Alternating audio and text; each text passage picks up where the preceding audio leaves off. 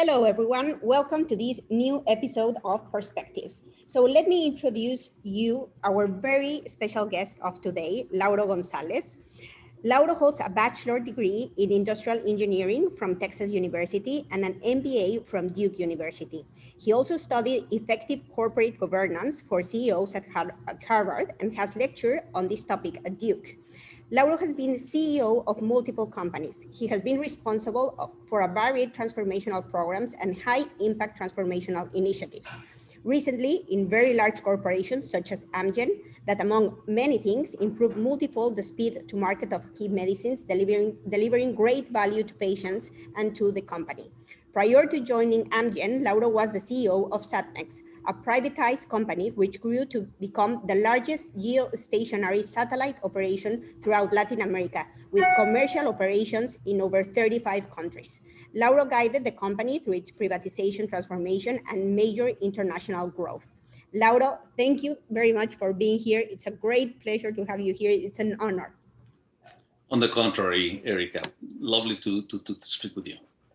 So, Lauro, I know by firsthand and very good referrals that you're a transformational leader and that you're a visionary leader. And I told you the other day, and I told you, and I'm telling you once again, really, I'm impressed by your career, but by all the things that you have done. I know that you have such great stories on leading and driving large-scale business transformations. So I don't know, Lauro, let's start by that. Why don't you tell us a little bit about those exciting years that you were when you were CEO of Satmex, and tell us about what was the situation of the company in that moment. What were the biggest challenges? How was about leading this large-scale transformation in that moment? Of course, Erica. I mean, first of all, I don't consider myself a transformational guy. You know, it's things that challenges that I encounter as I was trying to be an entrepreneur in the telecom business area in Mexico, and that a privatization evolved as an opportunity to invest. So. I never envisioned, you know, that the kind of crisis that the company would be having, both stemming from its privatization and then later business environment. But it was a wonderful experience, and you know, delighted to talk a little bit about that. Yes, Laura. The other day you were telling me that. That everything was in places, no? Everything was on fire. That you had to lead with these issues with the unions. That you had to lead with government, no? So tell us a little bit about that. What were the biggest challenges? Also, I know that you had to do big changes in terms of people. No? So if you can tell us what were the biggest challenges in the moment.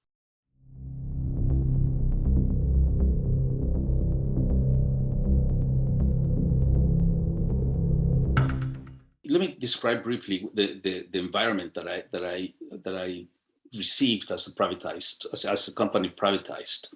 And I had about 1,200 individuals, I mean employees, that were very wishing. I mean, that were very wishful of a future in a private company. They were mostly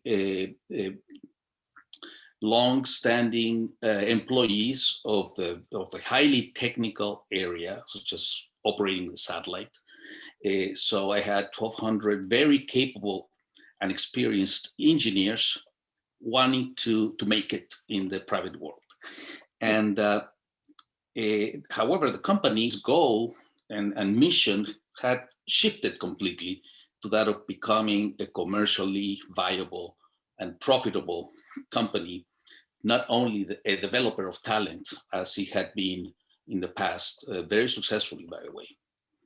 So we had roughly half of them were unionized, and again, highly capable, highly experienced engineers for the most part, but I needed accountants because we were presenting our financial statements to the SEC, and we were under Sarbanes-Oxley regulation because of our public debt. So we were having to behave practically as a public company, but that required a lot of controls, required sophisticated accounting, both in Mexican and American, later global terms. And I needed salespeople.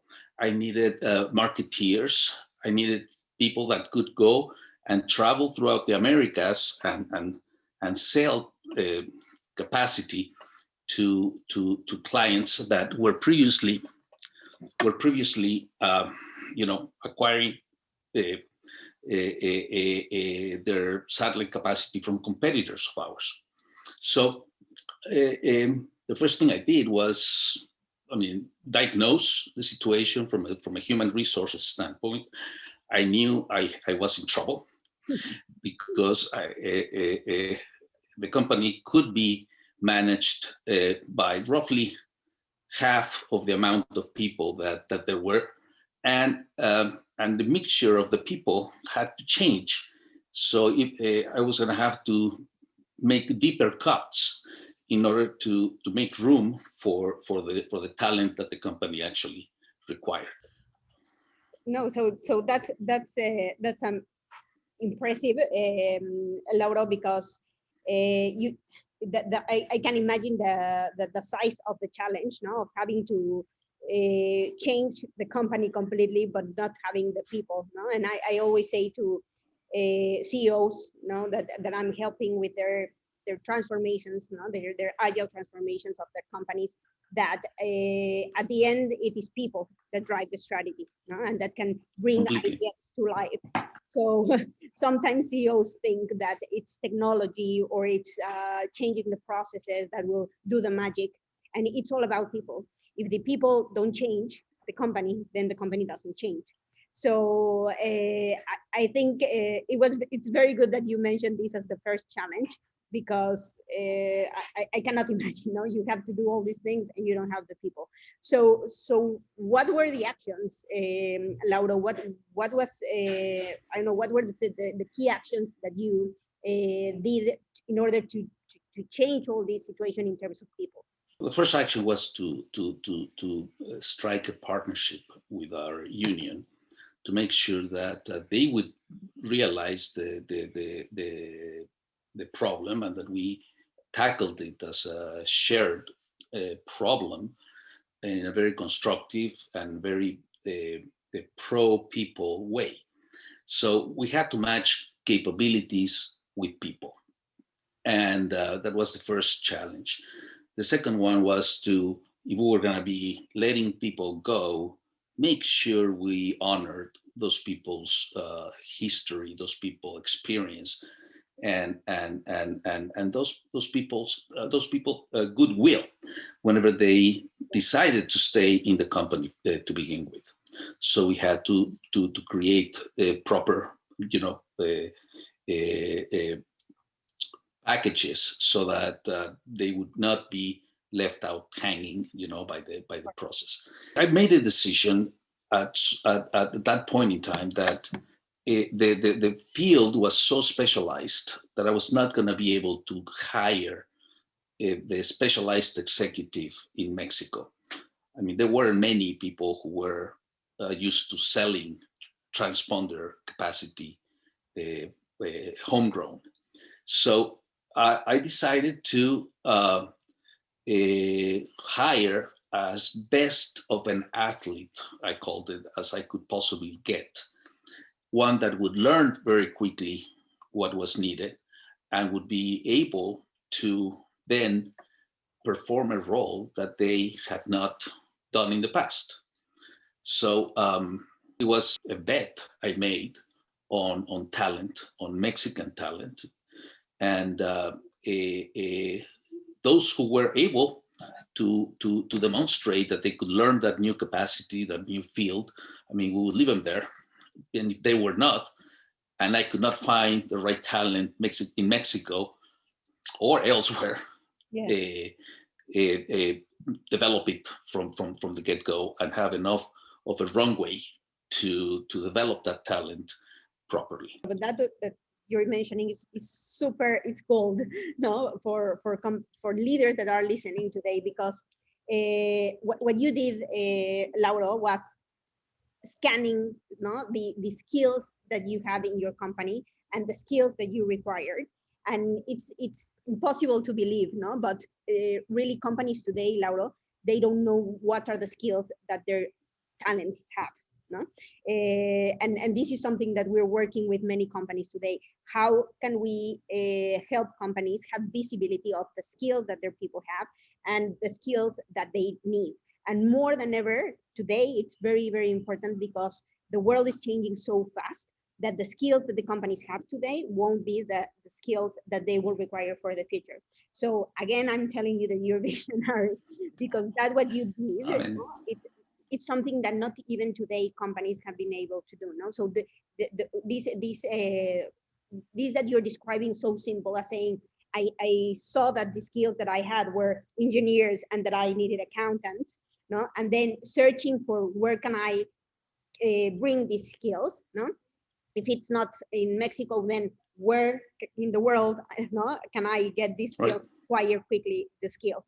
And the last thing that you were mentioning that I think that is very it's bright is you hired quick learners, no?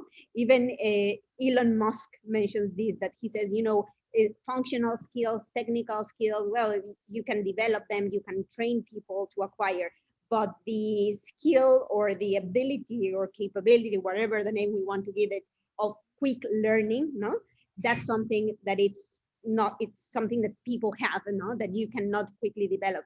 So I think it was amazingly wise to do that and bring these people that can be quick learners and can be flexible and agile to do whatever it's required to do. Now that you were telling me, believe me, at that point in time, I did not feel wise. Like I felt like the kitchen is on fire. The kitchen is on fire, and then I need to put that fire out somehow. And that was the best we could get. And believe me, not everything was gloom and gloom.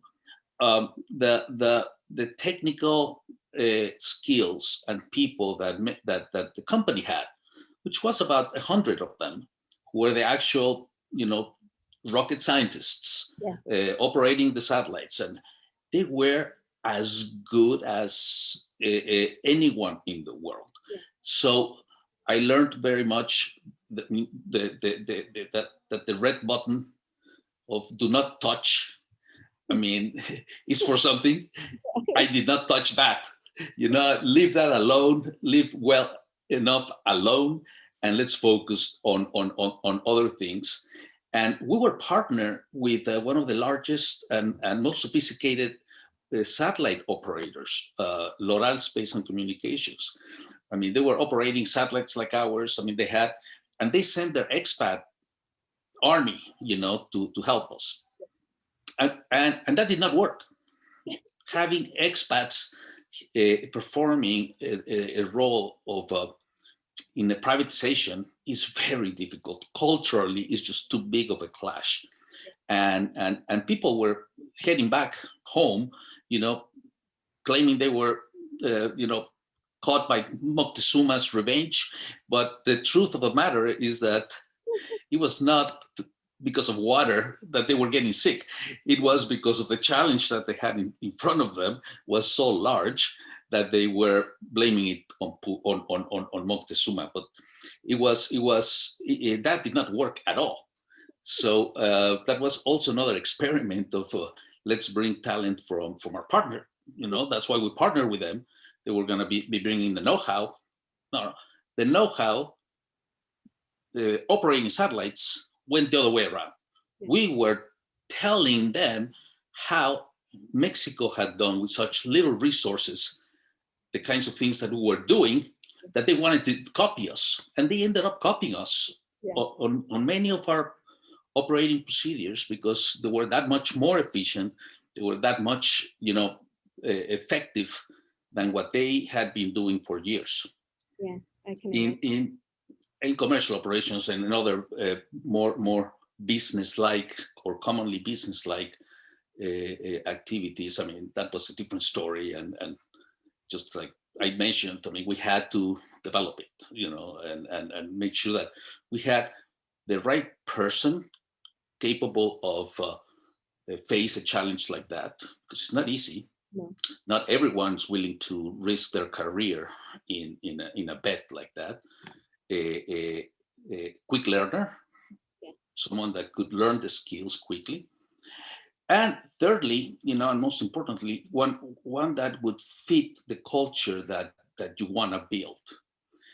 Because if you don't have those three elements, at least the skills, the willingness of the living with the uncertainty that a challenge like this has, requires a lot of courage. So I would say capability, courage, and the right culture. Yeah. For the kind of culture that you're trying to build. And it was then that I began hiring the best athlete I could possibly get. And without realizing it, I ended up hiring a bunch of women, that fit that requirement very nicely. And I mean, it was without any purpose in mind. I just wanted the best athlete. I didn't care where it came from. And before we knew it, over 50% of the people working at Satmex were women. Then again, Lauro, you had good eye because engineers, accountants, it's not there are not careers that are commonly women careers, no? There are Right. men Right. there. So that's something that if you really were searching for talent and at the end you end up with women, no? So that means that you have a good eye for talent. So again. Well, I don't know what it was, but it fit what the mold, those multitasking capabilities that many of you have are enviable. And and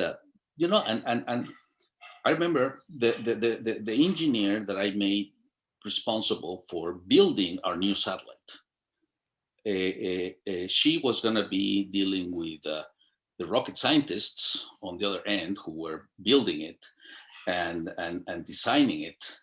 First designing it, then building it, then choosing the right rocket to place our satellite on. We had 5-6 different choices, all of them technically very different, with different risk profiles, and she had never done this in her life. She had never been responsible for a project like that. But she had been responsible for other projects, I mean, that were very, very complex as well. But she said, sure, I'll build a satellite. Why not? I learn what I need to learn. I'll raise my hand when I need help, and let's tackle it. And she was fabulous. I mean, she was really amazing to see her lead a team of highly technical, mostly men engineer, and that would deliver a great satellite 4 years down the road. And Laura, tell us a little bit about this team that you put together of young people, this like squad team. Again, visionary, Laura, because what we're trying to do with companies is exactly that, how we can, dismantle hierarchies and start building teams, a little bit what you did those years in Satmex. Can you tell us a little bit about this?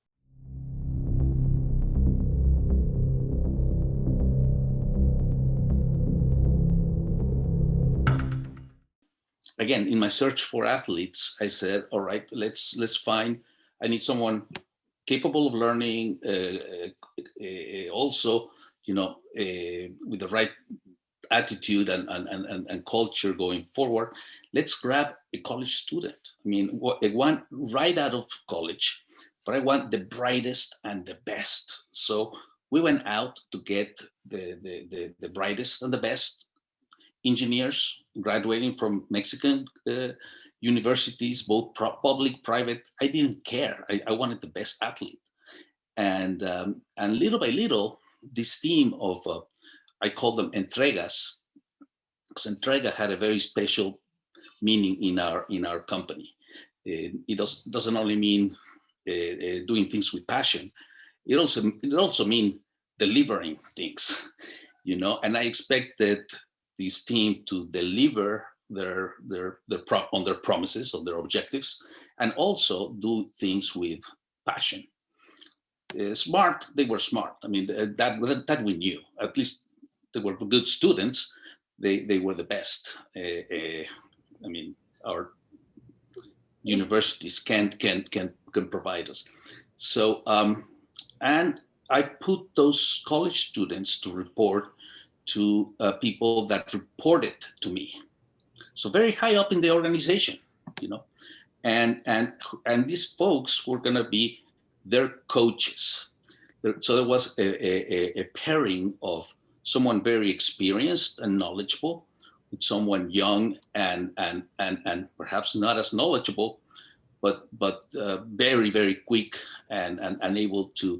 And that pairing of the experience with a bright-eyed new college student was very interesting to see, how it evolved into a symbiotic relationship.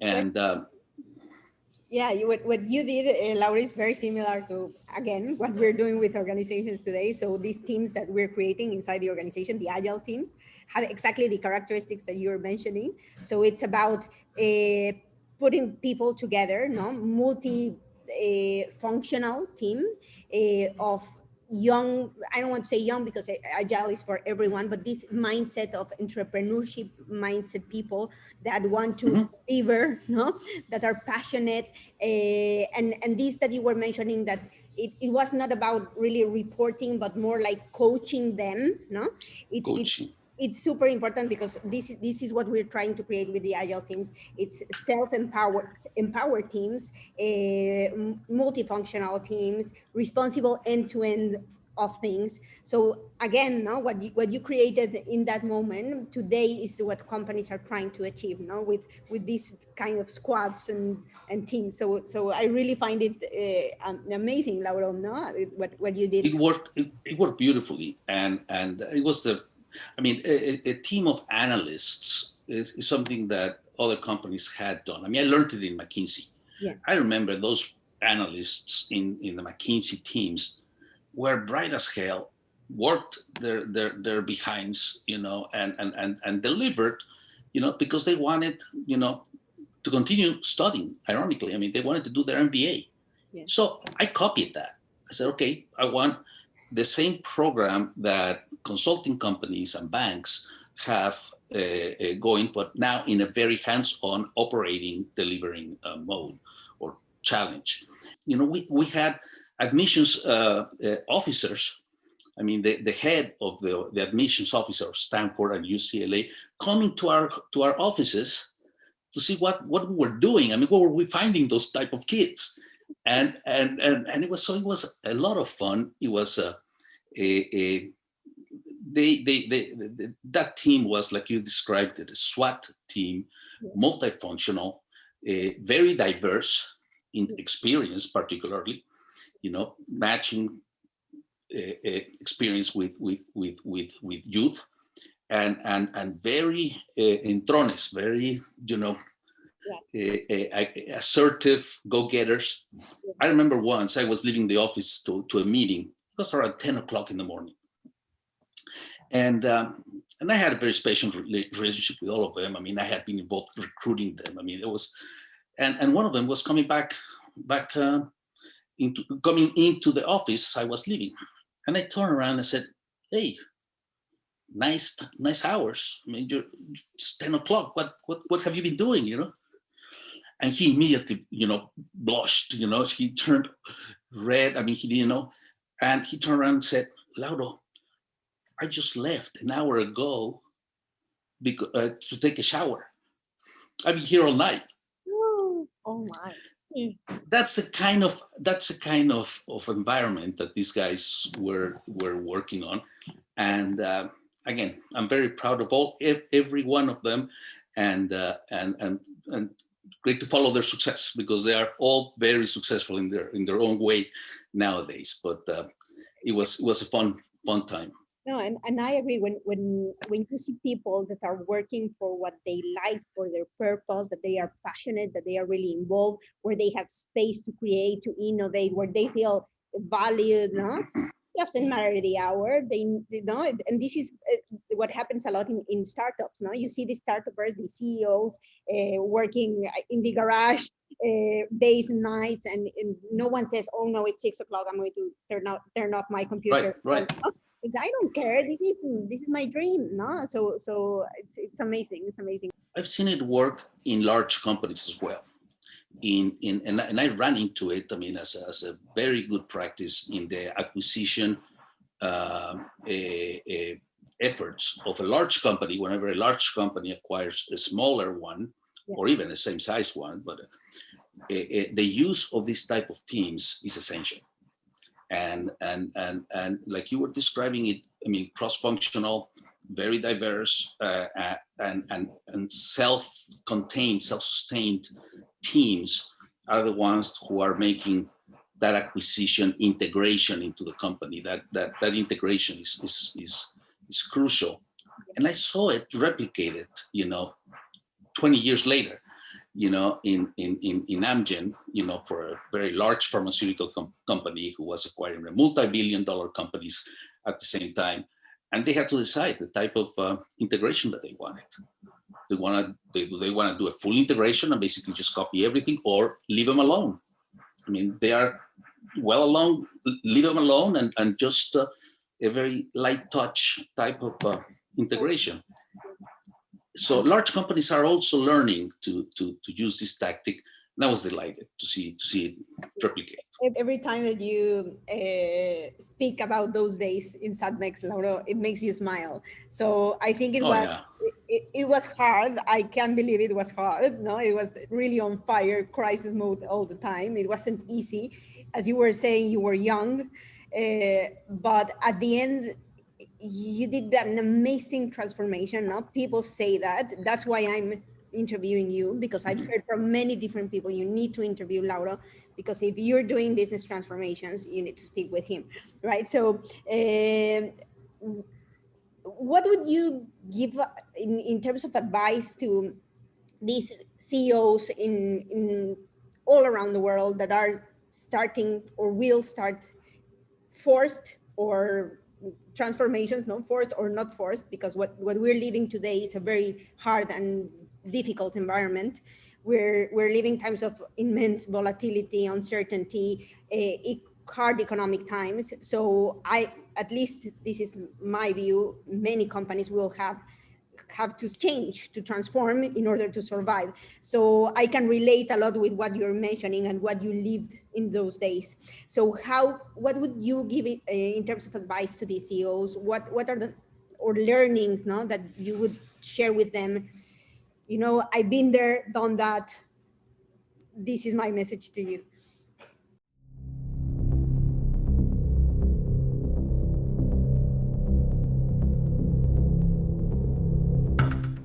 It's a loaded question. and I hate to say this, but it depends very much on the type of crisis that I agree with you. I mean, I think business as a whole, I mean, it's been on crisis since the pandemic started, more accentuated since then. But it really depends a lot on what it's trying to be accomplished. And in a crisis, the CEO is demanded in many different ways, many different areas, and be able to be effective in all of them. requires a CEO that is capable of managing different altitudes and different horizons. What do I mean by that? Altitudes, being able to speak at a very high level, very strategic level, and being able to have a conversation and to be able to establish a dialogue with people all the way down in the organization. So the CEO requires that altitude to be able to, or capability to be able to speak highly with certain audiences and lower with others, and be equally effective. And different horizons is it clearly has different audiences. You cannot be speaking with a journalist the same way you speak with a regulator, the same way you speak with a client, the same way you speak with a creditor, the same way you speak with a shareholder. So those different audiences make the ability of the CEO to be very stretching, and that's why they get paid the big bucks, because they or not, and they get booted, very very often. But the key is not only to be able to do that, but to choose which one to do first.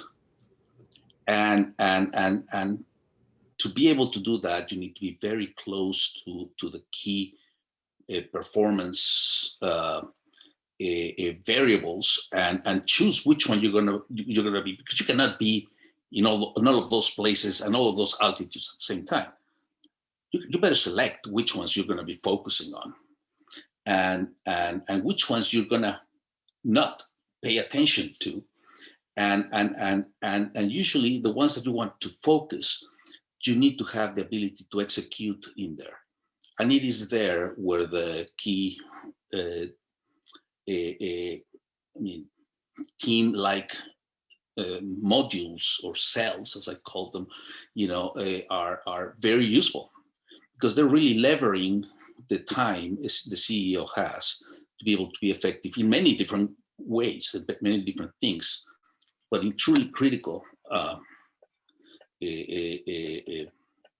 projects, objectives, endeavors, not in everything. So those cells are not the magic bullet for everything a company needs to accomplish well, but definitely for those critical areas: acquiring a company, taking an important medicine to market, making sure a satellite is built and launched correctly, making sure, those cells of diversified experience, diversified skills, diversified talent, lever the time of top management, not only the CEOs, but top management, very, very effectively.